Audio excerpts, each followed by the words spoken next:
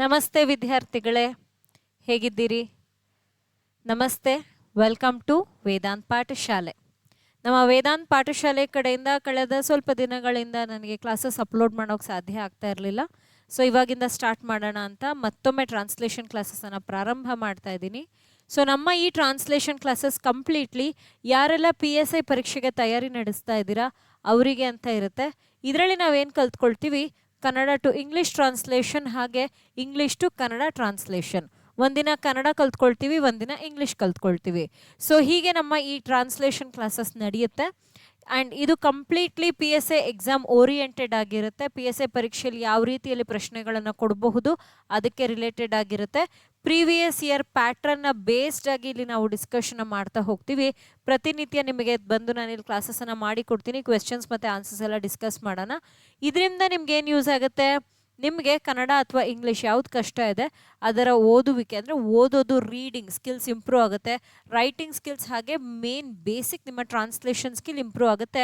ಇಲ್ಲಿ ನಾನು ನಿಮಗೆ ಪ್ರತಿ ಸೆಂಟೆನ್ಸಲ್ಲಿ ಒಕ್ಯಾಬ್ಯುಲರಿ ಹೇಳ್ಕೊಡ್ತೀನಿ. ಗ್ರಾಮರ್ ಯಾವ ರೀತಿ ಇರುತ್ತೆ, ಹೇಗೆ ತೊಗೊಳ್ಬೇಕು ಅನ್ನೋದನ್ನು ಕೂಡ ಈ ನಮ್ಮ ಕ್ಲಾಸಲ್ಲಿ ಹೇಳ್ಕೊಡ್ತೀನಿ. ಆ್ಯಂಡ್ ನಮ್ಮ ಈ ಕ್ಲಾಸ್ ನಿಮಗೆ ಎವ್ರಿಡೇ 8 o'clock ಲೈವ್ ಬರುತ್ತೆ. ತಪ್ಪದೆ ನೀವು ನಮ್ಮ ಈ ಒಂದು ಲೈವ್ ಕ್ಲಾಸನ್ನು ಮಿಸ್ ಮಾಡದಿರೋ ಹಾಗೆ ನೋಡಿ. ನಮ್ಮ ಟೆಲಿಗ್ರಾಮ್ ಗ್ರೂಪ್ ಲಿಂಕನ್ನು ನಾನು ನಿಮಗೆ ಇದೇ ಒಂದು ವಿಡಿಯೋನ ಡಿಸ್ಕ್ರಿಪ್ಷನಲ್ಲಿ ಕೊಟ್ಟಿದ್ದೀನಿ. ಅಲ್ಲಿ ಹೋಗಿ ನೀವು ಜಾಯಿನ್ ಆಗಿ ಅಥವಾ ವೇದಾಂತ್ ಪಾಠಶಾಲೆ ಅಂತ ಸರ್ಚ್ ಮಾಡಿದ್ರೆ ನಿಮಗೆ ಸಿಗುತ್ತೆ. ಅಲ್ಲಿ ನಮ್ಮ ಕ್ಲಾಸ್ ಅಪ್ಡೇಟ್ಸ್ ಎಲ್ಲ ಕೂಡ ನಿಮಗೆ ಸಿಗ್ತಾ ಹೋಗುತ್ತೆ. ಬನ್ನಿ ಇವತ್ತಿನ ನಮ್ಮ ತರಗತಿಯನ್ನು ಪ್ರಾರಂಭ ಮಾಡೋಣ.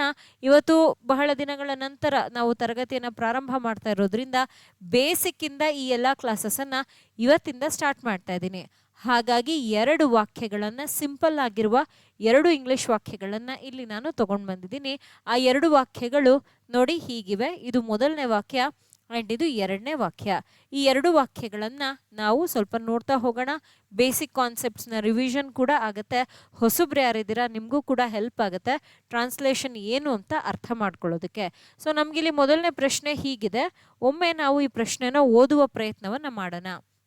ಏನಿದೆ ನೋಡಿ, every citizen should respect the constitution. ಹೀಗಿದೆ, ತುಂಬ ಸಿಂಪಲ್ ಆಗಿದೆ.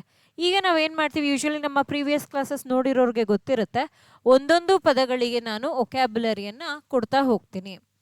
ಎಲ್ಲ ವಿದ್ಯಾರ್ಥಿಗಳಿಗೆ ಎಲ್ಲ ಪದಗಳು ಗೊತ್ತಿರುತ್ತೆ ಅಂತ ನಾವು ಹೇಳೋಕ್ಕಾಗಲ್ಲ.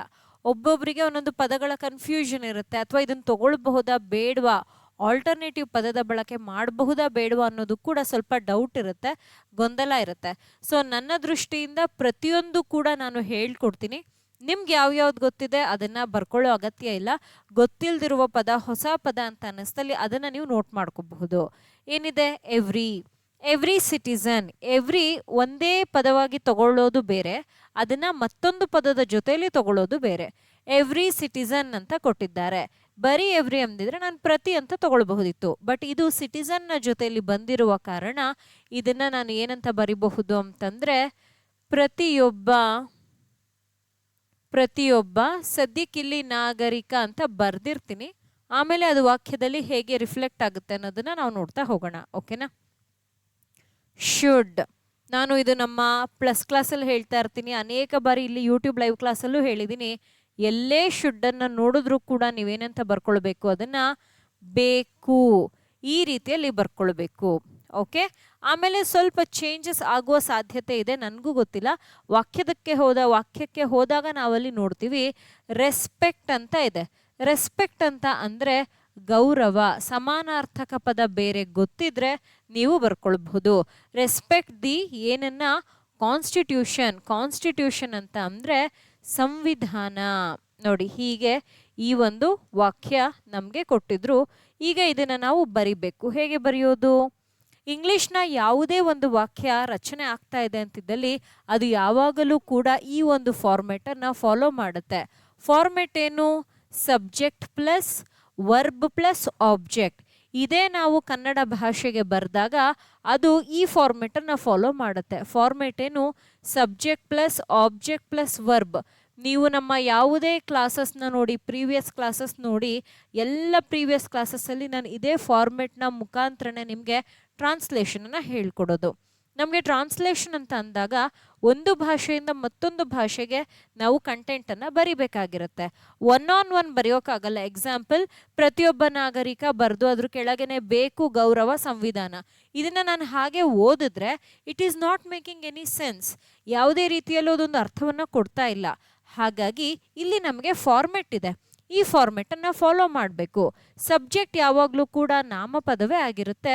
ಸೊ ಹಾಗಾಗಿ ಇಷ್ಟನ್ನು ಪೂರ್ತಿಯಾಗಿ ನಾನೇನಂತ ಹೇಳಬಹುದು ಅಂತ ಅಂದರೆ, ನಾನಿಷ್ಟನ್ನು ಸಬ್ಜೆಕ್ಟ್ ಅಂತಲೇ ಹೇಳಬಹುದು. ಕ್ಲಿಯರಾ? ನೆನ್ಪಿಡಿ, ಸಬ್ಜೆಕ್ಟ್ ಯಾವಾಗಲೂ ನೌನ್ ಅಥವಾ ಪ್ರೊನೌನ್ ಮಾತ್ರ ಆಗಿರುತ್ತೆ. ವರ್ಬ್ ಏನಾಗುತ್ತೆ, ಇಲ್ಲಿ ನಮಗೆ ರೆಸ್ಪೆಕ್ಟ್ ಅನ್ನುವಂಥದ್ದಿದೆ, ಇದನ್ನ ಮೇನ್ ವರ್ಬ್ ಅಂತ ಕರಿತೀವಿ. ಶುಡ್ ಅನ್ನುವಂಥದ್ದಿದೆ, ಇದನ್ನ ಮಾಡೆಲ್ ವರ್ಬ್ ಅಂತ ಕರಿತೀವಿ.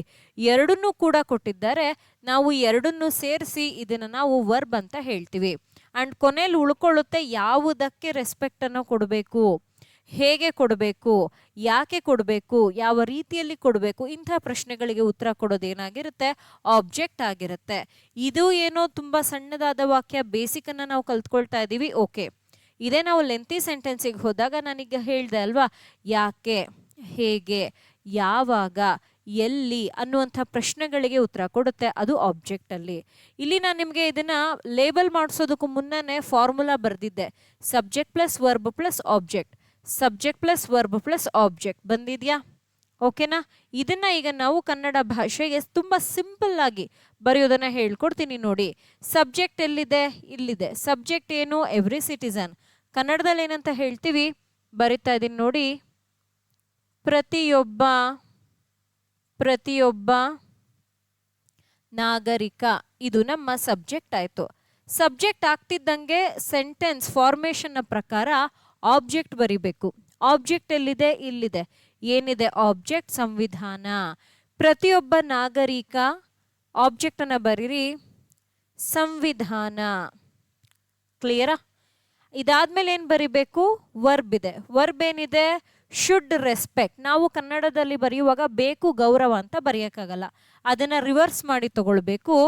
ಗೌರವ ಬೇಕು ಅಂತಲೂ ಬರೆಯೋಕ್ಕಾಗಲ್ಲ. ಆಸ್ ಪರ್ ದಿ ಕಾಂಟೆಕ್ಸ್ಟ್ ನಾವು ಅರ್ಥ ಮಾಡ್ಕೊಂಡಿದ್ದೀನಿ. ಏನಂತ ಬರಿತೀವಿ? ಗೌರವಿಸಬೇಕು. ಕರೆಕ್ಟ್ ಅಲ್ವಾ? ಇದನ್ನ ಇನ್ನೂ ಬೆಟರ್ ಮಾಡಬಹುದು ನೋಡಿ. ಓದೋಣ ಫಸ್ಟ್ ಏನಿದೆ ಅಂತ. ಪ್ರತಿಯೊಬ್ಬ ನಾಗರಿಕ ಸಂವಿಧಾನ ಗೌರವಿಸಬೇಕು. ಇನ್ನೂ ಬೆಟರ್ ಹೇಗೆ ಮಾಡಬಹುದು ಅಂದರೆ, ಸಂವಿಧಾನವನ್ನು, ಇವಾಗ ಓದಿ, ಪ್ರತಿಯೊಬ್ಬ ನಾಗರಿಕ ಸಂವಿಧಾನವನ್ನು ಗೌರವಿಸಬೇಕು. ಮೊದಲನೇದು ಕಂಪೇರ್ ಮಾಡಿದ್ರೆ ಎರಡನೇದು ಸ್ವಲ್ಪ ಬೆಟರ್ ಆಗಿದೆ. ಈ ರೀತಿಯಲ್ಲಿ ನೀವು ಬರೆದಿದ್ದ ಆದಮೇಲೆ ಒಮ್ಮೆ ಓದಬೇಕು. ಏನಾದರೂ ಅಡಿಷನ್ಸ್ ಮಾಡಬೇಕಾ ನೋಡಿ. ಈ ಪದವನ್ನು, ಈ ಎರಡೂ ಅಕ್ಷರಗಳನ್ನು ನಾನಿಲ್ಲಿ ಸೇರಿಸ್ಕೊಂಡೆ. ಇದರಿಂದ ನಮ್ಮ ಕ್ವೆಶ್ಚನಿಗೇನು ತೊಂದರೆ ಆಗಲಿಲ್ಲ.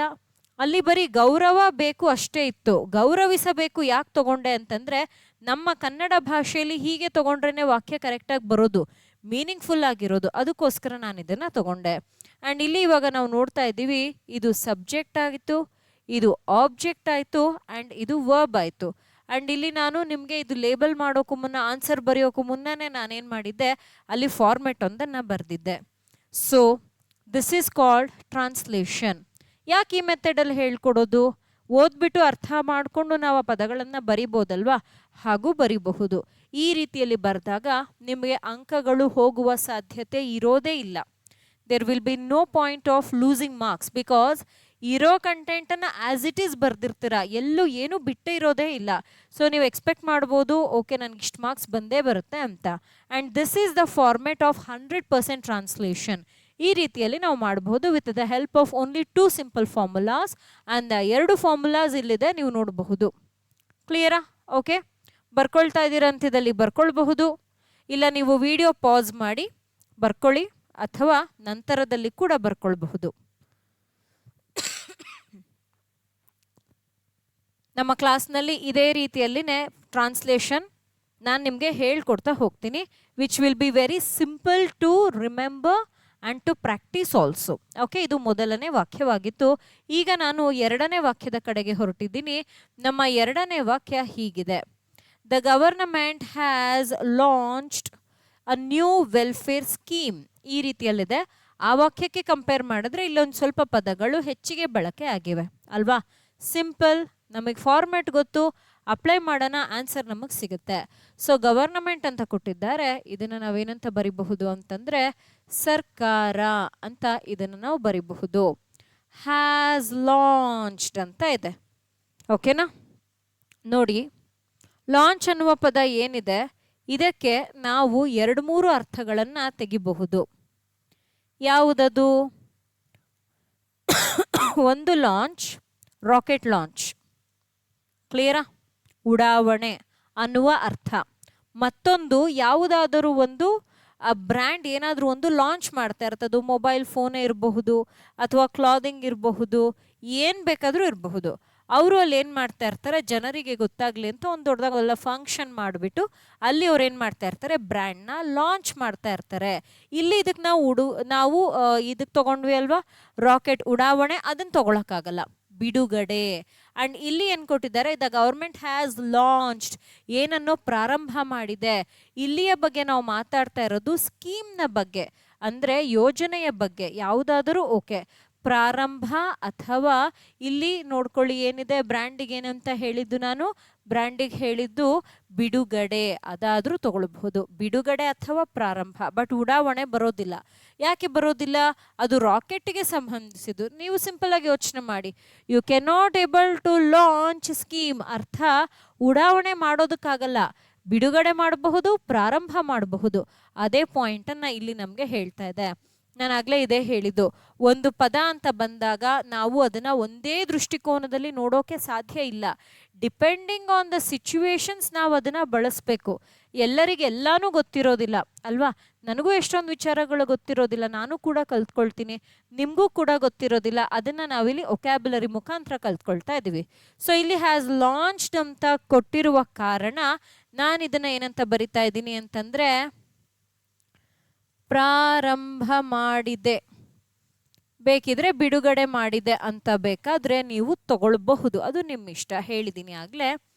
ನ್ಯೂ ಅಂತ ಕೊಟ್ಟಿದ್ದಾರೆ, ನ್ಯೂ ಅಂತಂದರೆ ಹೊಸ. ವೆಲ್ಫೇರ್ ಅಂತ ಕೊಟ್ಟಿದ್ದಾರೆ, ವೆಲ್ಫೇರ್, ಈ ಒಂದು ಪದವನ್ನು ಈಗ ನಾವು ತಗೊಳ್ಬೇಕು. ವೆಲ್ಫೇರ್ ಅಂದರೆ ಏನು, ಅದನ್ನು ಈಗ ನಾವು ಏನು ಮಾಡಬೇಕು, ಯೋಚನೆ ಮಾಡಿ ತಗೊಳ್ಬೇಕು. ಯಾಕೆ? ಬಿಕಾಸ್ ಅಲ್ಲಿ ಕೊಟ್ಟಿರುವಂತಹ ಪದ ಏನಿದೆ ಎಕ್ಸಾಕ್ಟಾಗಿ ಬರಿಬೇಕು. ತುಂಬ ಜನ ಸ್ಟೂಡೆಂಟ್ಸ್ ಇದನ್ನು ನೀವು ನನಗೆ ಕೇಳ್ತೀರಾ, ಮ್ಯಾಮ್ ಎಕ್ಸಾಕ್ಟ್ಲಿ ನಮ್ಗೆ ಆ ಪದ ನೆನಪು ಬಂದಿಲ್ಲ ಅಂದರೆ ಏನು ಮಾಡಬಹುದು? ಅದಕ್ಕೆ ಹತ್ತಿರವಾದಂಥ ಒಂದು ಪದವನ್ನು ನೀವು ಬರಿಬಹುದಿರುತ್ತೆ. ವೆಲ್ಫೇರ್ ಸ್ಕೀಮ್ ಅಂತ ಕೊಟ್ಟಿದ್ದಾರೆ, ಏನಂತ ತಗೊಳ್ಬಹುದು ನೋಡೋಣ, ಯೋಚನೆ ಮಾಡಿ. ಲೆಟ್ಸ್ ಸಿ, ವೆಲ್ಫೇರ್ ಆ ಒಂದು ಪದದ ಬಳಕೆಯನ್ನು ಹೇಗೆ ಮಾಡಬಹುದು? ಸ್ವಲ್ಪ ಯೋಚನೆ ಮಾಡಿ, ನಂತರದಲ್ಲಿ ನಾನು ಕೂಡ ಬರೆದು ನಿಮಗೆ ತೋರಿಸ್ತೀನಿ.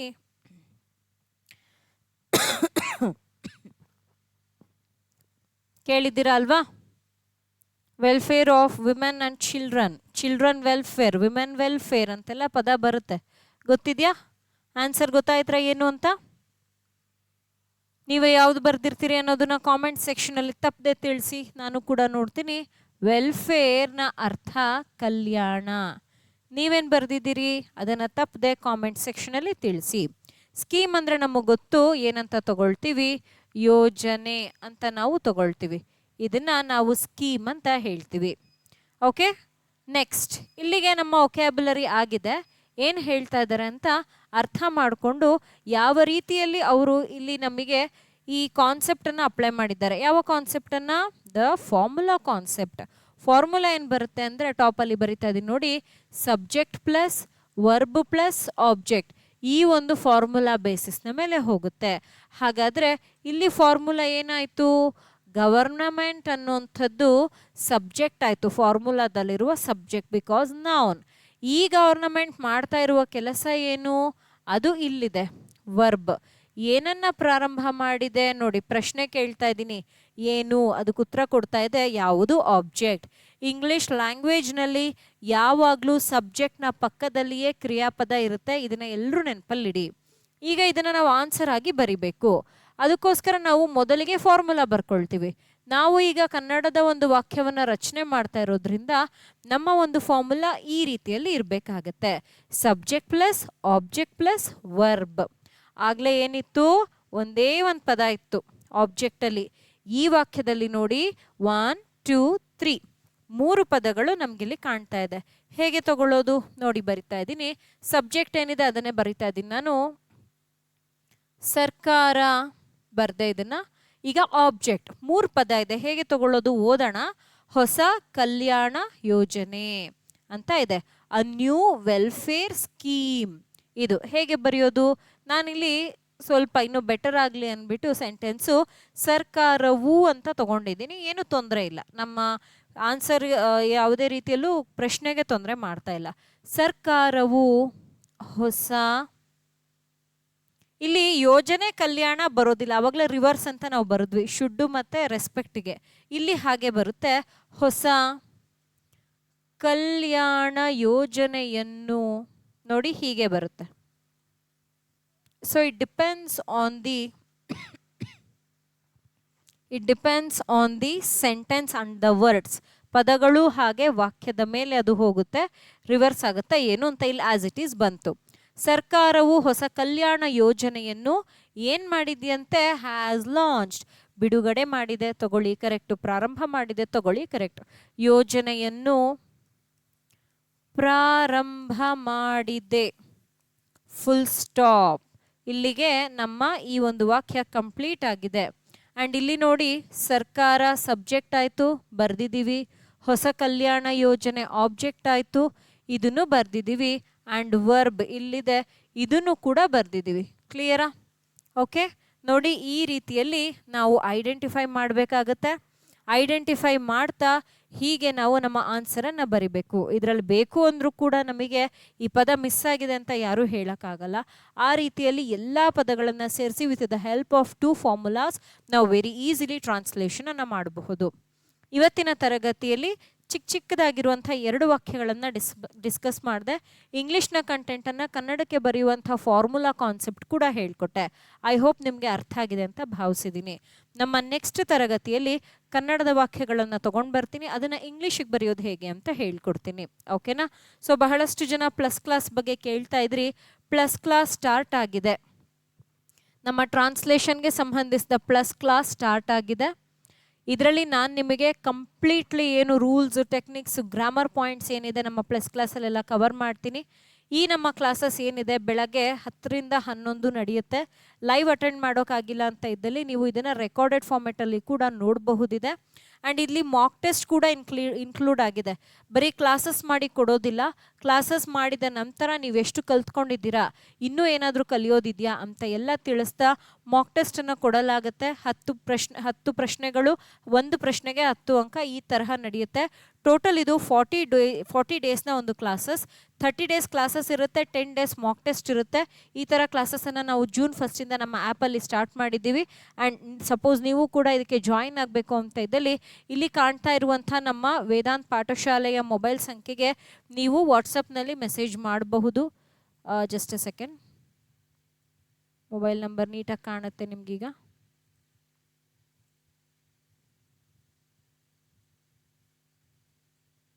ಓಕೆ, ಸೊ ಮೊಬೈಲ್ ನಂಬರ್ ನೀಟಾಗಿ ಕಾಣ್ತಾ ಇದೆ ನೋಡಿ, 9880720297. ಈ ಒಂದು ವಾಟ್ಸಪ್ ನಂಬರ್ಗೆ ನೀವು ಮೆಸೇಜ್ ಮಾಡಿ, ನಿಮಗೆ ಇದ್ರದ್ದೊಂದು ಸ್ಕ್ರೀನ್ಶಾಟ್ನ ತೆಗೆದುಬಿಟ್ಟು ಕಳಿಸ್ಕೊಡಿ. ಕೋರ್ಸ್ ಲಿಂಕನ್ನು ನಾನು ನಿಮಗೆ ಕಳಿಸ್ಕೊಡ್ತೀನಿ. ಓಕೆ, ಸೊ ಇದಾಗಿತ್ತು ನಮ್ಮ ಇಂದಿನ ತರಗತಿ. ನಮ್ಮ ಈ ರೀತಿಯ ತರಗತಿಗಳು ನಮ್ಮ ವೇದಾಂತ್ ಪಾಠಶಾಲೆ ಯೂಟ್ಯೂಬ್ ಚಾನಲ್ನಲ್ಲಿ ಮಾತ್ರ ಅವೈಲಬಲ್ ಇದೆ. ತಪ್ಪದೆ ನಮ್ಮ ಯೂಟ್ಯೂಬ್ ಚಾನಲನ್ನು ಸಬ್ಸ್ಕ್ರೈಬ್ ಮಾಡ್ಕೊಳ್ಳಿ, ಲೈಕ್ ಮಾಡಿ. ಪ್ರತಿನಿತ್ಯ ನಿಮಗೆ ತರಗತಿಗಳು ಬರ್ತವೆ. ನಮ್ಮ ಟೆಲಿಗ್ರಾಮ್ ಚಾನಲ್ನ ತಪ್ಪದೆ ಫಾಲೋ ಮಾಡಿ, ಕ್ಲಾಸ್ ಅಪ್ಡೇಟ್ಸ್ ಎಲ್ಲ ಅಲ್ಲಿ ನಿಮಗೆ ಬರ್ತಾ ಹೋಗುತ್ತೆ. Thank you for attending our today's live class. ಮುಂದಿನ ತರಗತಿಯಲ್ಲಿ ಸಿಗ್ತೀನಿ. Thank you dear students, happy learning.